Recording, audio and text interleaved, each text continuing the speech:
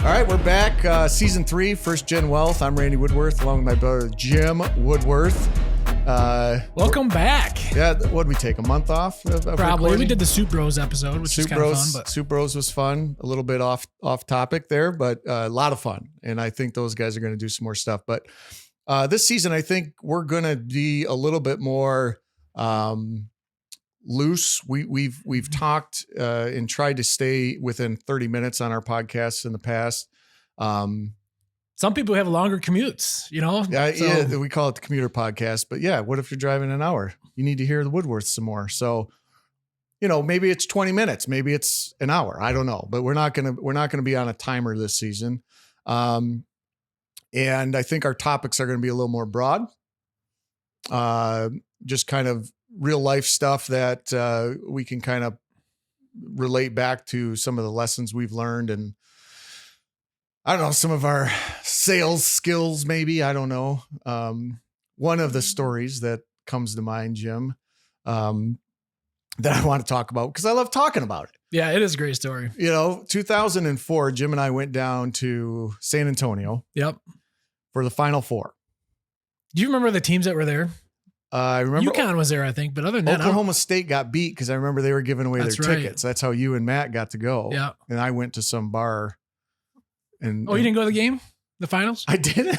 No. It was Georgia Tech. They were one of them. But anyway. Well, no, I didn't. Somebody like gave you two tickets. Yeah. And I was like, just go. I'll go sit at, San Antonio Riverwalk is awesome. If you've ever been, you know what I'm talking about. If not, you should check it out. It is really cool. And to be there for the Final Four at the Riverwalk is even like way more incredible. I've been there back when Michigan was there. I actually went back again.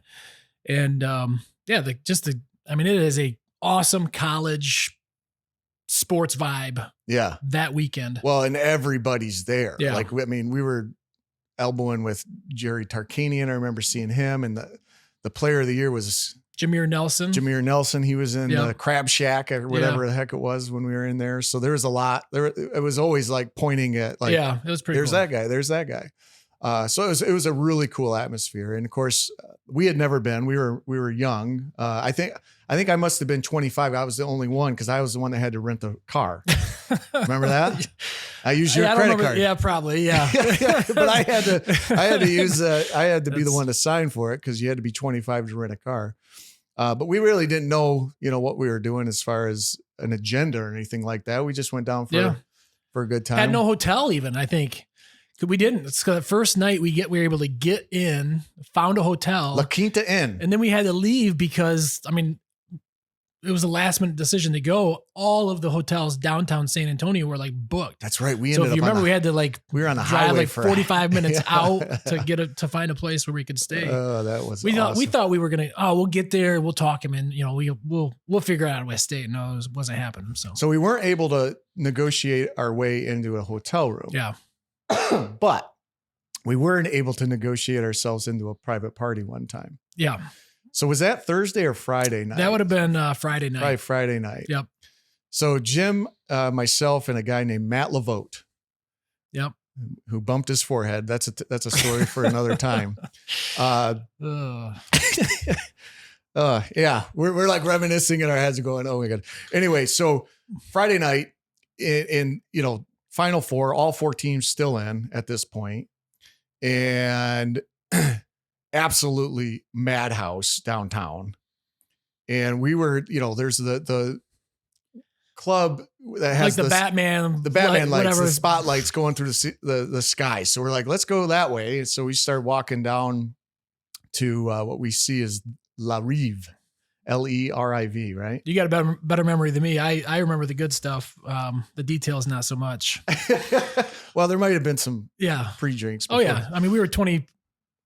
You guys were 22, I was 23. Yeah. 20. Matt was probably 23, 24. Yeah. Prime. Yeah. I guess you're in your prime now. We won't go there, but you're looking good, bro. Jim's in the middle of 75 hard. You've heard. I failed. Ah, shit. You got to start over. I don't know. We'll see. I failed because I forgot to take a progress pick. That's what got me. That's what got me the first time I tried it years ago. Yeah. The next time was the drive. So 30-ish days in for the second time I failed. First time was that's good. That means you get to do it for 100 and some days. Yeah. I know. You got to do it. I'm living a very healthy lifestyle. So Yeah. But anyway, so we see we're walking to the Larive, the Batman spotlights. Yeah. And I mean, this line for this place is around the block. We're just like, oh my gosh, we don't want to stand in this line, but really like, that's how every club was. And we had no idea, but this club was pretty awesome. We found out, but we're like looking at this outside looking in. It's like, do we really do this? And I was like, screw it. We're getting in. And who was it, Jim, it was Bill Walton. Bill Walton was walking in with his entourage. And he's tall. Like he's 7 foot. Like he's all a 7. Like, yeah. He's a big man. He's skinny. But he's tall. He's very tall. He's a presence. Yes. He's a presence. And he's well known. He's very well known, and he's got his entourage, and they start walking in, of course, in front of the line. Right. And they the ropes, and they're like, come on, Mr. Walton. And yeah. So I don't remember what was said, but I darted and got. Yeah. I remember it was incredible. So you kind of walked in just like, shit, here's my moment. I'm walking in right behind Bill Walton. Yeah. And the bouncer kind of looked at Bill and kind of like, did one of these, like, and Bill looks down at you and you're like, I'm Randy, up to Bill Walton. And Bill just kind of gave the nod, and then you I said right Woodworth. Whatever. I said Randy Woodworth. Yeah. And you just walked in right behind Bill, and Matt and I were just like, what the fuck just happened? Because it was like you said, I'm getting in. And then we were still way back, and we're like, holy cow, Randy it was just amazing. And so the power of conviction, folks, confidence and conviction, man. I snuggled right up to Mr. Bill Walton, and I often around a campfire will say, you want to hear the story of when I made Bill Walton my bitch? I didn't really make Bill Walton my bitch. I just confused him enough to. Right. Yeah. You just like, that's the thing. Like you just act confidently. And a lot of times, like, people just don't know any different. Yeah. You belong there. And I didn't say I just said Randy Woodworth. Yeah. Like, I'm pretty sure. I mean, I was far back, but I just remember like, I'm Randy. Yeah. And Bill just kind of like did one of those, and in you went. He wasn't sure if he was supposed to know me or what, but we're like texting you like, all right, what, like, how do we get in? What do we do? And so I get into the next level, and then there's more checkpoints. Yeah. And, Bill's up now, and I let a couple people between me and Bill, and I hear him say, he's with Baseline. Yeah. I'll never forget that. Baseline, which is a nonprofit organization. And Baseline being, a basketball term. So whatever. So I hear that, I say the same thing, and I get it. I mean, I get in, and I'm standing in this thing. Now Bill's gone, and it's just a party. And that was just like free drinks, free food. Oh, it was all free. Yeah. It was all, yeah. And that was like room 1 of 4 in this club, right? Like area 1 of 4. So I text you guys. I'm like, just come in and say you're with Baseline. I was so nervous, but it worked. It worked. Now we no longer advocate for deception. Well, I mean, but if you're 20 something and you need to get into the club, there's different rules that'll apply. Yeah. I think club rules are just rules are they're different, especially for the Final Four. Yeah, absolutely. And when you have a moment to kind of literally ride in on the wake of Bill Walton, you seize that opportunity. Yeah. So we're in now, and we end up going into this other part of the bar, and we see this VIP room. So the challenge continues. And LeVault's like, I bet you can't get in to the VIP room. And I was like, now I'm like riding high. I went in with confidence, and now my confidence has grown, plus you're 25. So I had a lot of testosterone back then. Right. So testosterone, maybe a little alcohol too. There might've been a little liquid courage, as they say. But I think that I don't drink anymore. It's been 6 years. But I think that level of confidence doesn't, that's something that you can just have. And it's something that you can work towards having. But I think especially in sales and when you're trying to do stuff in this world, you got to have confidence. And you see the people that will get up on a karaoke stage. They're horrible, but they're having an awesome time. And you just kind of, Yeah, you the better enjoy time it. they're having, the better time you're having. The better time they're having. There's a performance aspect. Absolutely. So that confidence is just contagious, I guess I'll say. So it's something that you need to work on if it's something you feel like you're lacking. But vote says I bet you can't get in that VIP room. And I was like, of course I can at that point. So I go up, I start, bullshitting with the bouncer. Yeah. And I'm sales 101. I'm getting to know him. I'm asking his, nobody talks to these guys sitting at the door, you know what I mean? And, I'm getting to know him and asking him all kinds of questions. And I keep looking into the VIP room like I'm, checking on something. And I say to the guy, I go, hey man, I'll be right back. I don't think that person belongs in there. I don't think they're with us. So I walk in and I sit down. Of course, I never come back out.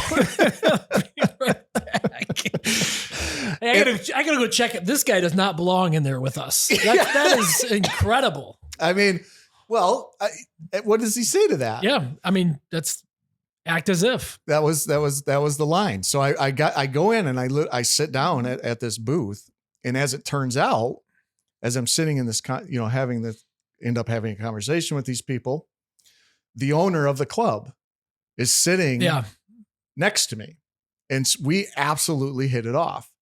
And I says, you mind if I have my brother and his friend come in? He's like, yeah, bring him back. So you guys come into the VIP room and we meet this guy. He's like Serge or something. He was a French guy. La Rive, French, so I really I had his business card, of course, because he signed the back of it. That's how we continued our fiesta that weekend. But it's funny how, just one moment of like gumption and courage can kind of lead to an amazing weekend. We had an amazing weekend because not only did we get into that VIP room because we met the owner, he invited us back for like the busy night. Yeah, we were back the next night. Saturday night. He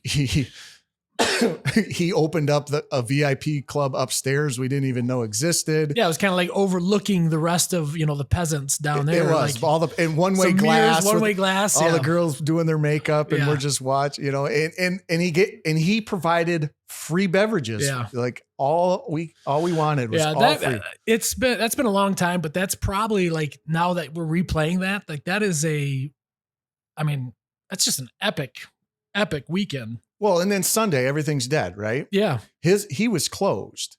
But he told us, he says, go here, tell him I sent you. So Sunday night, we go to this O'Malley's, I think it was called. Remember? I remember. It's live music. Yep. Fully packed. Not a table in sight. What happened? Obviously got in, but they brought a table and chairs out from the back and set us right in front of the band. You remember that? I don't remember that part. Oh my God. I remember some stories of people around us, but I don't remember that. It was a great weekend, but I think you're right. There's so much to say about just no matter what you're doing, just having that confidence of I belong here. I belong doing this, whatever that may be. It may not, it may not be a setting, a social setting, but it may be someplace in your workforce. It may be someplace within sports, whatever, but I belong. It's an incredible mindset. Yeah. And I think it's not something necessarily you got to walk around with your chest puffed out. Right. And there's a difference between confidence and cocky, but I think in certain moments throughout the day or throughout the week, there's a moment where you need to be that one more step up, and you just got to kind of bring it together inside of you and have it that for just a moment, and then it can lead to so many other things, right? So those opportunities, when they present themselves, when you go in meek, you're probably going to get the door shut. Yeah. So job interviews, all of those things, you got to build yourself up mentally for that moment and have that, temporary cockiness, I'll say, but not, and it's not. I think cockiness comes off and it's a turn off. I think it's just confidence. I think you nailed it when you said, I belong. Yeah.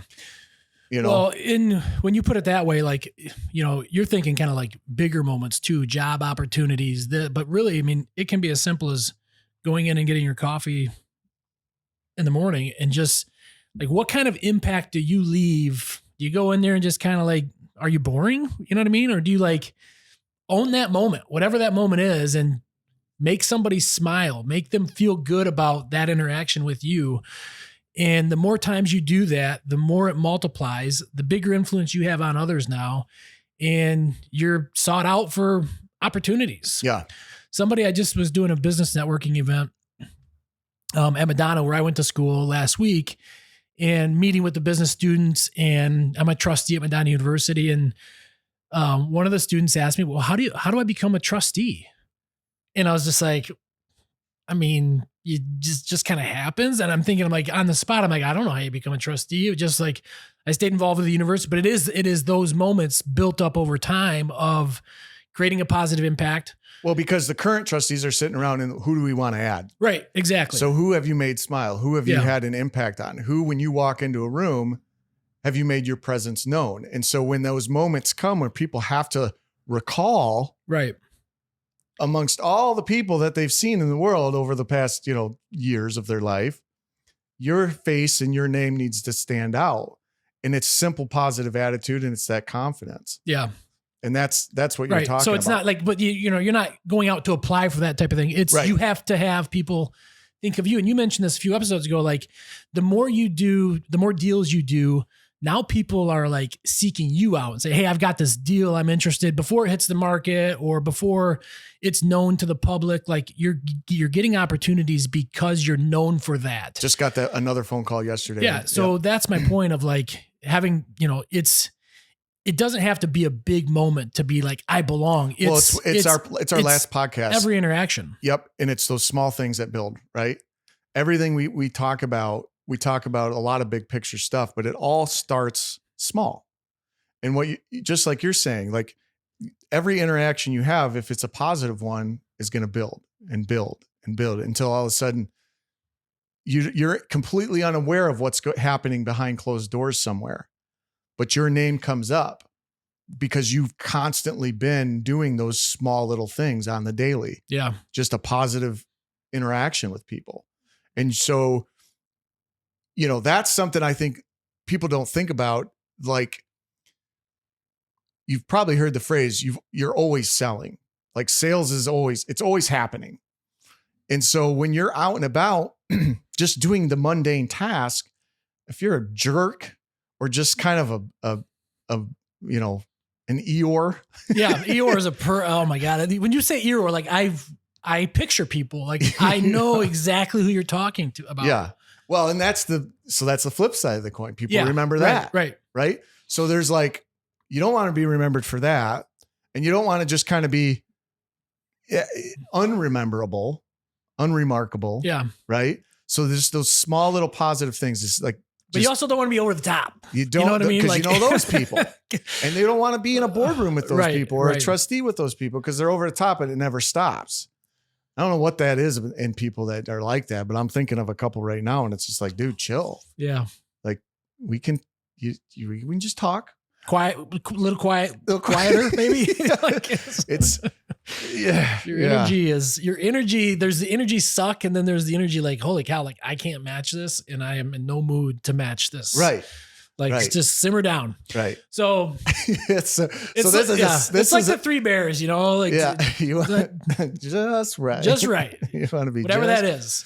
Test it out. Test it out. Yeah. And I don't know. That it's a hard thing. We're talking about, hey, change your personality. Yeah, I know. That's what I was just thinking. I'm like, take who you are and be different. Please. No, but you can smile. Yeah. A smile goes a long way. Smile goes a long way. And I don't know if I know you scroll, we all scroll, right? And there's this one that always stands out with me. And there's this guy on a subway watching a video and he's got his headphones on and he's watching. He just starts laughing. And he keeps laughing. And people on the subway are turning around. They're looking at him. And at first, like annoyed a little bit. and then they start smiling. Yeah. And then everybody like is like chuckling. They Yeah. have no idea Right. why, other than this guy is bringing the attitude that's contagious, that positive, that laugh, and it's like everybody's on the bus You know what now. that reminds me of? It's the video you showed me of the Kool-Aid, Bert Kreischer. Yeah. And they're just laughing and you can't help but to like laugh. Yeah. And so that's a great YouTube clip. What's the bears or what is The it? 2 Bears, 1 Cave. 2 Bears, 1 Cave. That clip. Yeah. Google YouTube, 2 Bears, 1 Cave Kool-Aid skit.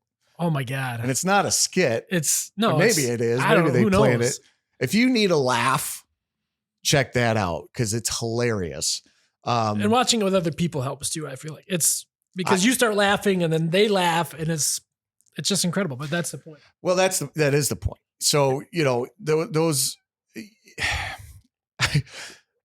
I always try to bring it back to just simple. And I think if you're somebody that this is resonating with, where you don't have like it, if you will, you're not doing anything that you think is a positive impact. So just smile and ask the barista or whoever, how's it going today? How are sales? How's it been this month? Just, break them down a little bit and have an interaction. It's that is easy. That part's easy. You don't have to change your personality. I'm sure you're a good person, but you can smile more. Everybody can. And I think those little small steps will help you build your confidence in those situations. Because there's a lot of people that have social anxiety. Mm-hmm. I get it. There's plenty of times where I'm like, no, I ain't going anywhere. Yeah. I just don't want to be on. Well, and then and then when you are somewhere, there's times where you're Eeyore. It happens. Yeah. Or I'm saying me too. Yeah. Like it just, it happens. Even the best of, crowd pleasers at sometimes feel like they don't want to please. Yeah. Yeah. And that, I think, you at a certain point there too, it's like, I don't need to please. I'm like, I'll go. They want to talk to me, I'll talk to them, but I ain't seeking anybody out. You know what I mean? It's just like, I'm not in the mood. And I feel like that's happening more and more lately for me. Like, I just ain't in the mood, man. We're getting older.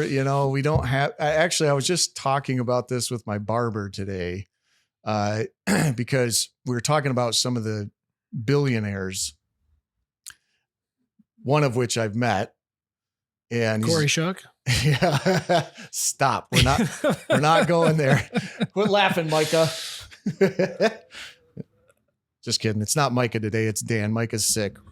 Thank you, Dan. Anyway, no, I've met one of these, guys that are out there in the world on the interwebs is, billionaire. He's a prick. And like in person too, or a persona. Who are you talking about? No, persona, not a prick. In person, prick. Yeah. I'm not gonna. Okay. I'm not. We're not dragging anybody down today. We're not that. You think he's gonna hear about it? Somebody will tag him. Yeah. No, it's okay. Or she. Who cares? Yeah. But the point is, and it may have just been one of those moments in that interaction, right, where he was feeling that way. But we were talking like at my barber and I, it's like you get to a point, I feel like you just don't got time for small talk and chit chat. You got to move on. You got shit to do. And idle chit chat brings zero benefit. You're like, I need stuff that brings value to my life. That's where I need to spend my time. And I think when you're saying I'm getting more and more like that, that's why. It's like, I want to be where I'm going to be. My time spent is going to add value to my life. You know what I mean? Or I'm bringing somebody else value and that's my mission in that moment. Like I need to bring them value. So I'm there and spending my time. So when I'm like, the fundraisers and dinner parties and things like that, we used to always go to, we don't go nearly as much anymore because I can't bring any value. I can write a check and send it. I don't have to go there. Right. If it's something I'm passionate about. And then that's changing. Like I've got to be passionate about a cause to write a check now. Like I'm not willy-nilly we used to do that and we were broke. Broke right now. I'm broke. We are broke right now. I say there's ebbs and flows, and right now, yeah, in the real estate world, especially when you're doing development and redevelopment, there are serious lows in the cash flow, and that's where Jim and I are right now, because we've got like 3 major ones going on.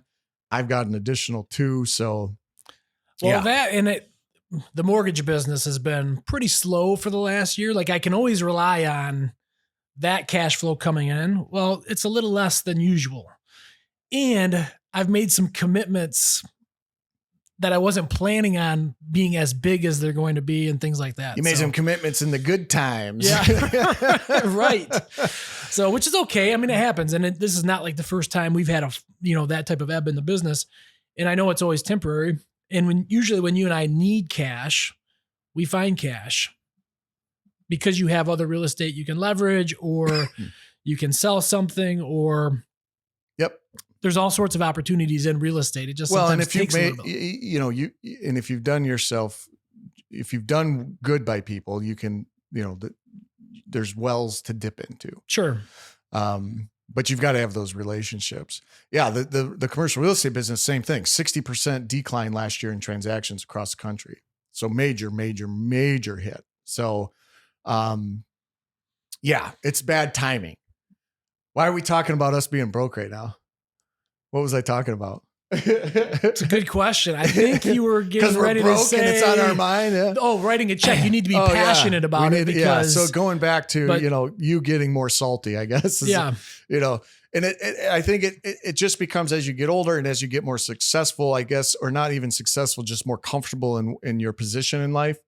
You don't feel the need to like hobnob and rub elbows. You want to spend time. And for me, a lot of that, is family time right now. And, my kids are in sports and it's, those are the things that I'm going to be doing after hours. And I don't have the desire to go out and just be a figure. You know what I mean? Like I don't need to go hobnob, rub elbows.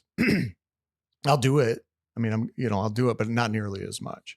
And it's gotta be something that I believe in. Yeah. So, or people you believe in, because you come to my golf outing every year that's not something you're passionate about, but it's something I'm passionate about. So I support you. Yes. So thank you. And I love to golf. So but that gets more expensive every year. It feels like, underwriting. What I'm asking of you. Yeah. Well, I mean, that's inflation. Okay. I'm happy to do it. Cause we've gotten a lot more selective on that stuff. I mean, there were years where Woodworth Commercial put out $100,000 in sponsorships, advertising, things like that. And it's like, what return are we seeing on that? Yeah. So you gotta be mindful of that. Like, writing checks to get your name on the back of a t-shirt for a 5K. Yeah. In those situations, you're doing it because you like the person who asked you. Yeah. Or they caught you at a good time. But so what I've done here. Yeah. Tell me what you've done, because in my business, I see like what we've done. Like we sponsored this many holes. We did this many contests. We did this much stuff. And we gave like to 15 or 20 different organizations. I would rather make a much larger impact on 2 or 3. Sure. So you tell these other people no, but yet you don't want to be known as the stingy or greedy business owner, but you're making a bigger impact elsewhere. Like how do you balance that? First of all, you declare at the beginning of the year or at the end of the previous year, this is what our sponsorship dollars are going to be, period. And then you put somebody else in charge of it. You can tell them, here's the 3 I want to do, or here's the 1 I want to do. You can pick the other ones. But once we hit that number, you just tell them we've done it. We've already committed our budget for the year on sponsorships. Put it out, take it out of your hands, because it's a lot easier for somebody whose job it is to say no to them to do it than you and I. Yeah. Say no. That's a good way to do it. Yeah. And then you can always, if there's something that you become passionate about later in the year and you can allocate more dollars, or you can make the decision on whether or not it's something you want to do as opposed to going through that process. Correct. But I learned that trick from another business, right? They just, here's what we're going to do. We've made this decision of how many dollars. And once it's done, it's done. That's it. And you've got to be, I mean, you got to be mindful of that. Yeah. And it's because it's a spiral, man. Every day there's somebody looking for a donation for something. Oh, and then once you say yes, it's next year. It's, hey, will you do this again? Absolutely. And then it becomes even harder to say no. Yeah. Well, I said no to one this year that I've been doing for a while, and I'm just like, I'm not this year. We may change that next year, but I'm not this year, partially because of the 60% decline in transactions. Absolutely. And we've got a lot of big dollar projects that are going on that we've got to be good stewards. We can't be giving money over here when we owe money over there. Yeah. That's just not responsible. So, anyway, all going back to, like I was saying, just trying to keep it small. So we were talking about, the confidence thing and things of that nature. And I think that you brought a great point of how to just interact with people in a positive nature and be a memorable moment of their day, and not even necessarily memorable, just a positive moment in people's days. And I think that goes a long way, and it builds and it can lead to greater things and things that you don't even realize are connected. And I always say you find what you're looking for. So you start going out and looking for the positive people, you'll find them. Be one of the positive people that others are looking for. And just, it's a contagious atmosphere, smiles and laughter. And it's just we need that. Yeah. We need that. There's too much shit that, going on always, but I don't look for it too often. So I don't see it. Sometimes you look for it. Well, people send it. Yeah. Did you see this? No, I didn't. Yes. And now I have to look. Right. Yeah. And it's a time suck, and it doesn't need to happen. So just, make that tweak. Anything you want to add to that? Do you have a Bill Walton story? Do I have a Bill Walton story? Oh, I'm sure I do. I think, there's not Bill Walton specifically. Correct. You know what I'm saying? Yes. Yeah. There's just one thing that it kind of reminded me of. So I went to this sales training probably back in 2005-ish when I first started at Rock Financial back in the day. And I don't remember the guy's name, Anthony something. He's a well-known sales guy. And he gave out books, and he gave out this little thing that you hang in your shower. And they were daily affirmations. Okay. And you're supposed to say them out loud when you're in the shower every day. And there's two that I remember and I think about all the time. And this is almost 20 years ago. And it's, I'm always in the right place at the right time. And I'm good with people's names and faces. And I always think about that because that kind of goes back to putting yourself in those moments and having a positive impact. I'm always in the right place at the right time. That served me very, very well. I just feel like there's so many things that have connected because I feel like I'm in the right place at the right time. And you never know who that is you're interacting with, where it's going to lead to something else. So I just think that kind of plays into that. I don't say those 20 things in the shower every morning anymore, but those are two things that for the last 20 years, I've just constantly thought about. And I think it leads into this, like, I belong. Are you good with people's faces and names? I believe I am. Yes. I think I am. Yeah. I'm not always good with names, but I will recognize your face. Oh, almost in an uncomfortable thing where I'll, like, next time I'll see you, I'll just kind of stare at you for a long time. Like a creeper from a distance. Yeah. Like, I'm sure people have left, like, saying, dude, that guy's a creep for sure. Like, we're talking about leaving with positive experiences. There's people out there that think, like, dude, that guy just stares at me. And it's not because I'm just, like, so curious about who you are and how do I know you and what do you do? Like, who's your daddy and what do you do? Yeah. That's, I always think about that. And I think that really connects and plays into this conversation of always being in the right place at the right time. And if you treat each moment and each interaction you have like that, then there's going to be positive things that come from that. That's awesome. I'm good with faces and names. I need to start saying that daily affirmation because it's troublesome. Yeah. I got like a Biden memory when it comes to that. Yeah. It's weird though. When I'm on the phone with clients, like if somebody called me today that I talked to 2 years ago and they didn't even do a deal with me, like I would remember where they worked, what their, how much they made, what their credit score was. Like I would, like that stuff comes to me like Rain Man. I just like know who you are and like it, and it could be somebody I've never talked to again. Well, I would say people that I've done deals with that. Absolutely.